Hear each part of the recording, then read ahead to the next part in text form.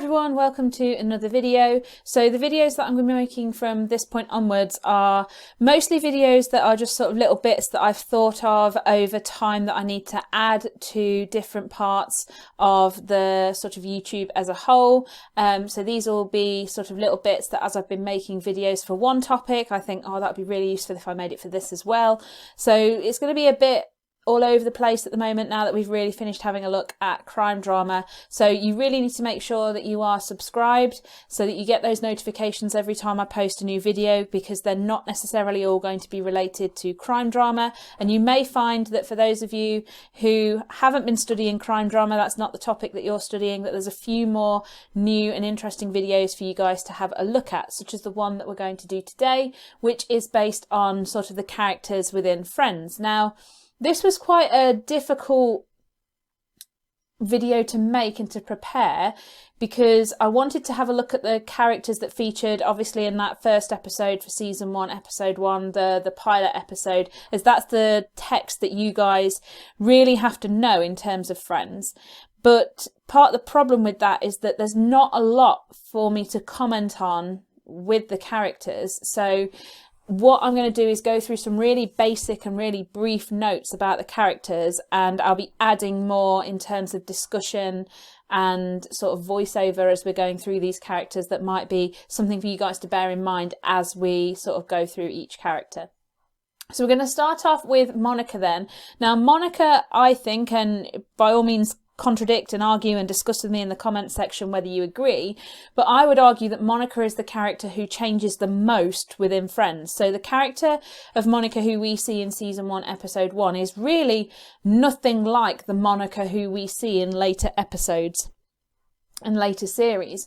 In the very first episode, Monica is displayed as somebody who is really gullible and easily led, as we see with that whole sort of Paul the wine guy storyline. And part of the reason that she's so gullible is this backstory, which we don't actually get a lot of, or any of, in that first episode. So you sort of require more information about these characters, and that's part of the reason why you don't get a lot of information in the first episode, because it's designed to incentivize people to carry on watching. We need to watch more to work out why Monica is the way that she is. What we do know from that first episode, though, is that she's very caring and very loyal. So even though Rachel didn't invite her to the wedding, even though they were sort of best friends a long, long time ago, she sticks by Rachel and, you know, sort of doesn't kick her out of the apartment or anything like that. And so it shows how loyal and caring she is. She also is very loyal to her family as well, in the sense that she offers to not go on her date with Paul the wine guy if Ross really needs her to stay behind. We do get to see elements of the fact that she is a leader, which is something that is then made a bigger emphasis of in later series when she, for instance, orders them to put the table back, etc. So we see her being more of a leader. You could argue that Monica in the very first episode is a sort of representation of sort of the modern female, particularly for the time. Monica is going for a very high-powered, high-status job as a chef. She's, out of the women, the 3 main female characters, she is the strongest female character in terms of her ability to sort of integrate within society and sort of become this functional member of society. So we do see elements that are then sort of exaggerated and made more of later on. Chandler, we see that he's a wisecracker, he's very immature, but we do see that that's sort of a nervous habit, or a habit that he uses when he feels uncomfortable. So for instance, when they first meet Rachel, or when they meet Paul the wine guy, it's perhaps a way of him filling the silence and breaking that sort of tension where there might be a lack of noise. Joey, very overly stereotyped. He's a womanizer to begin with, which we know of because we see that all the way through, but it's made a greater emphasis here. He's also stereotypically good looking for the period. Now, I couldn't really find any images, or very clear images, of what they looked like in the very first episode. So obviously the image of Joey that we've got here is something that we would consider to be perhaps stereotypically good looking that's not sort of defined by a period. So he would look stereotypically good, he would be stereotypically good looking here if we viewed this picture now, if we viewed it back when Friends first started, if we view it sort of 10 years in the future, he will still be considered stereotypically good looking here, but we wouldn't necessarily agree that the Joey who we see in the first episode with the curtains and the sleeveless leather jacket is stereotypically good looking for a modern audience. What he is, though, is a stereotype of a kind of person who, and it's really a sort of like a role within society, of this sort of young actor moving away from home, moving to New York, trying to make it big in New York. And that idea and that stereotypical idea of somebody who's having to work really hard for small parts and who hasn't got any money because they're trying to make it big, that's something that would be relatable to particularly an American audience, but is sort of very iconic of young people in general. Obviously, as well, he's also very good-natured. So even though we know that he's a womanizer, we don't judge Joey as harshly as we do Paul the wine guy, even though Joey's very much sort of got those same traits. And we know that when Joey says, you know, of course it was a line, you know, so we can see that there are comparisons between the two characters, between Joey and Paul the wine guy, but Joey seems to be more good-natured about it, and we're more forgiving of Joey as a character compared to somebody like Paul the wine guy. Now, Phoebe subverts expectations in that she is this new age, spiritual sort of a person, which we wouldn't necessarily expect to fit in and to gel with the crowd that we've got of the other characters. She is also incredibly innocent, which again subverts these expectations, particularly when you find out information about her backstory. For instance, when she lists to Rachel all of the things that she's had to overcome, we wouldn't expect Phoebe to still maintain that sort of childlike innocence. Having said that, her backstory is a massive over-exaggeration. So Phoebe's the sort of character who has experienced all the negative aspects of humanity and who has arguably experienced all the negative aspects of a big city such as New York, and yet she still maintains this sort of happy outward appearance and this, as we said, childlike innocence. Ross is very hardworking. He seems to be the only character who sort of follows the rules, in that he seems to have a stereotypical job that requires him to wear a suit and tie. He's sort of a little judgmental. You can sort of see he's a little judgmental of the other characters just in the way that he carries himself. But he is also very depressed. So this could be a talking point about how having the sort of American dream of your ideal job, etc., doesn't necessarily lead to a happy outcome or a happy life. He subverts the expectations of being an older brother. So obviously we know that he's Monica's older brother, yet she seems to be the one who's taking care of him all the way through the episode and right from the very beginning when we first meet him.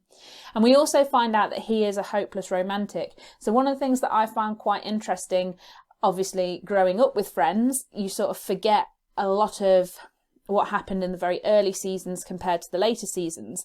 So watching through season 1, episode 1, it was interesting to see how early on the producers had set up this Ross and Rachel storyline. So this occurs right at the beginning in the very first episode, within the first few minutes of the first episode, and really spans like 10 seasons. So it's a massive storyline that must have taken quite a bit of planning to get all the way through to the end.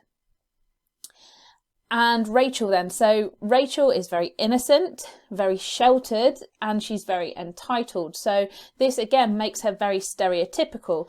She fulfills this stereotype of, I suppose, preppy young American woman, in that she is living off the wealth and riches of her family. She's sort of living off her trust fund. She's doing everything that's expected of her for her parents. She's fulfilling those very traditional feminine roles of getting married, getting settled down, having a family, which she runs away from. So in the very first episode, we see her as this very spoilt character, and it's really, I suppose, part of Friends is looking at how she metamorphosizes into a more feminist character in that she stands up for herself. She sort of shrugs off the the expectations of her family and starts to enjoy her life and live for herself. So that's quite interesting sort of interpretation and look at how she grows. Now, I've put in Paul the wine guy here because he does make a fairly large appearance within the first episode. We could also consider him as a supporting character. There are other supporting characters, obviously, in Friends, like Gunther and Janice, but we don't see them so much in the first episode. So this is really all about looking at that set text and really breaking it down. So Paul the wine guy, we know, is manipulative and he's charming. And as we said earlier, has these similarities to Joey. Joey is also very, very charming and he is also manipulative, but Joey's manipulation is almost childlike and is so obvious that you really can't take it seriously. And that's where his sort of catchphrase of like, how you doing, comes from, because it's a way of manipulating women, but it's so obvious that you can't help but sort of feel endeared towards him. Whereas Paul the wine guy's manipulation is a little bit more insidious and sly, so both contrasts and is very similar to Joey in that situation. Now, one of the reasons that it was so difficult to sort of break down these characters is because there's things that all of the characters have in common. So all of the characters, even from this very first episode, are over exaggerated. They are all stereotyped. And the reason for that is that they're designed to be relatable to the audience. So they sort of pick out key parts of society and key parts of audience life that will be relatable. And it's those bits that are over exaggerated and emphasized within the episodes. And the reason that they're designed to be relatable is because they're designed to represent lots of disparate different aspects of daily life. By doing this, then the audience can be massively increased. So it's quite interesting that we've got Joey, who is Italian American, we've got Monica and Ross, who are Jewish American, we've got Phoebe, who is very, very spiritual, you've got Rachel, who is sort of your very traditional blonde cheerleader preppy sort of woman. We've got all these range of characters that will bring in their own audiences, which is partly why Friends has such a massive audience. And obviously the fact that they are so relatable and they're so easy to link to day-to-day life is one of the reasons for its longevity. Hopefully you found that useful. There's not a lot of key terms in this video, so have a look at the key terms that I've got here. I've included the key term caricature because I think that's quite a useful term in describing some of the characters. So have a look at that, find out what it means, and maybe pop down in the comment section which characters we could consider to be a caricature of something or someone.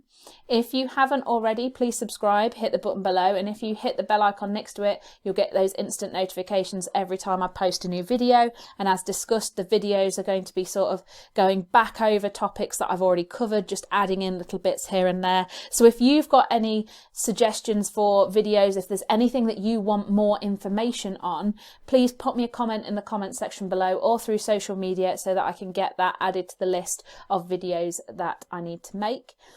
For every person who subscribes, you will get a shout out at the beginning of the video. So if you have subscribed but I've not given you a shout out recently, make sure you send me a message so that I can include you in the next video. And I will see you guys later for another video.